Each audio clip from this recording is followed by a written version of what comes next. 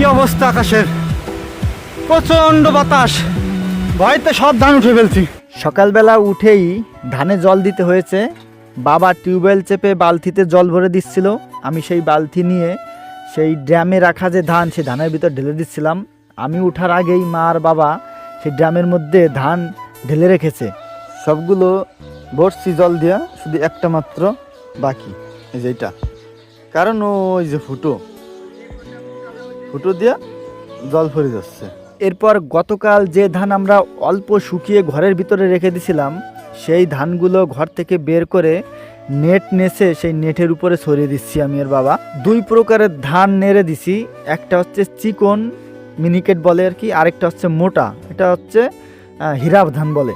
তো দুই ধান একই নেটে দুপাশে নেড়ে দিছি। তো ধানগুলোকে আবার পট দিয়ে টেনে টেনে সমান করছি এবং পা দিয়ে নেড়ে নেড়ে সমান করে দিছি, এবং সাইড দিয়ে যে ধানগুলো একটু ছিটিয়ে ছিটিয়ে পড়েছিল সেগুলো আবার শলা দিয়ে আমি কুড়িয়ে কুড়িয়ে ভিতরে রেখে দিছি। এখন যাচ্ছি খড় নাড়তে। তো ওই পাশে ওই দাদার খোলেনে খড় নাড়া রয়েছে, সেই খড় নাড়তে যাচ্ছি। এর ভিতরে হচ্ছে নেট, যে বস্তার ভিতরে। ওই যে বাবা নাড়াচাড়া শুরু করে দিচ্ছে, আমি গেলেই। এই কয়দিন অনেক বৃষ্টি হয়েছে, বৃষ্টির কারণে খড় শুকাতে আসি নাই। তো আমি নাংলে দিয়ে সেই খড়ের গাদা থেকে টেনে টেনে খড়কে একটু পাতলা করে দিচ্ছিলাম, এক এক জায়গায় দলা দলা করে দিচ্ছিলাম। অন্যদিকে বাবা এসে কেরাল দিয়ে সেই খড় সব জায়গায় পাতলা করে দিচ্ছিল এবং ছড়িয়ে ছড়িয়ে দিচ্ছিল যাতে তাড়াতাড়ি শুকিয়ে যায়। তো বাবা বলল যে পাশে যেহেতু ফাঁকা জায়গা রয়েছে, ওইখানে কিছু খড় দেই, তাহলে খড়টা তাড়াতাড়ি শুকায় যাবে। এই জন্য নেটে খড় বেঁধে বাবার মাথায় উঠিয়ে দিচ্ছিলাম, বাবা সেগুলো সাইডে ফেলে দিচ্ছিল। এখন এটা দেখে অনেকে বলতে পারেন যে তুমি কেন ওই বোঝাটা তোমার বাবাকে দিলে, তুমি নিতে পারতে। আসলে মাত্র 5 সেকেন্ড লাগে ওইখান থেকে খড় ওই পাশে ফেলাতে, কিন্তু খড় টেনে বের করতে অনেক কষ্ট হয়ে যায়। এই জন্য বাবারে বললাম তুমি খড় ফেলে দিয়েছো, আমি টেনে টেনে বের করে আটি বেঁধে দিচ্ছি, এই জন্য আমি এটা করেছি।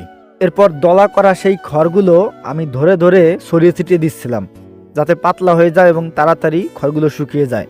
তো ও পাশে এবং এই পাশে সব জায়গায় দলা দলা খড় ছিল, সেগুলো আমি ভেঙে দিলাম। যে ড্রামটা ফুটো হয়েছে সেই বদলানোর জন্য আরেকটা নিয়ে যাচ্ছি।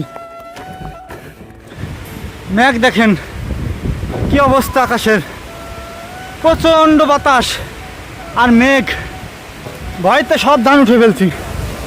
যে ধান নাড়ছিলাম সব ধান উঠে ফেলছি, ঘরে রেখে দিছি। অনেক কষ্ট গেছে রে ভাই, মানে এমন ভাবে মেঘ আসছে না উঠে পারলাম না। বাবা আমি মা বৌদি ছিল সব ধান উঠইয়া ঘরের মধ্যে রাখি দিছি, সব ভরে রাখি দিছি, মানে না শুকাতেও পারলাম না, নাড়তি নাড়তি আবার উঠলে দিতে হলো। এই নাড়ো নাড়ো, এই উঠাও জ্বর চলে এসলো উঠে ফেলো। যেটা যে ফুটো দিলাম, এই যে ফুটো, এই ধান সব ওইটার ভিতরে ভর্তি হবে। তো আজকের মতো কাজ শেষ, সব বৃষ্টিতে ভিজে গেছে, ধান টান উঠাইছি, খ্যারটার যে নাড়ছিলাম তা ভিজতেছে, সমস্যা নাই খ্যার ভিজলে। আজকে সব কাজ শেষ করে এখন স্নান করবো। ওকে, ভালো থাকো সবাই, কালকে আবার দেখা হবে।